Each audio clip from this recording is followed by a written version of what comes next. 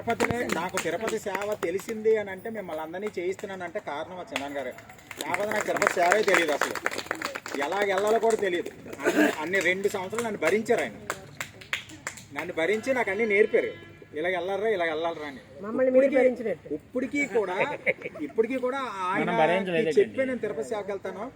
ఏమాత్రం అవకాశం ఉన్నా కూడా అక్కడ మనకి ఏదైనా అవకాశం ఉండి తొందరగా ఏదైనా చెయ్యాలన్నా, ఏదైనా మంచి డ్యూటీలు వేయించాలన్నా కూడా ఆయన మొన్న ఉదయం నుంచి కష్టపడుతున్నారు ఆయన.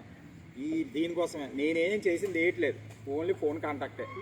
మొత్తం భోజనాల దగ్గర నుంచి కానీ అన్నీ ఆయనే చేశారు. మరి నీకు ఎందుకు నేను అన్నీ చూసుకుంటానన్నారు.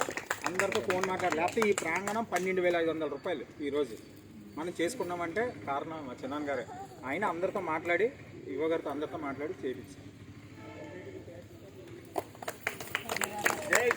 జై శ్రీరామ్, జై శ్రీరామ్, జై శ్రీరామ్, జై శ్రీరామ్. దగ్గరికి వచ్చి ఒకసారి రికార్డ్ అని చెయ్యండి, మాట్లాడతారు. మన నగేష్ గారు మంచి విషయం నేను మర్చిపోయాను.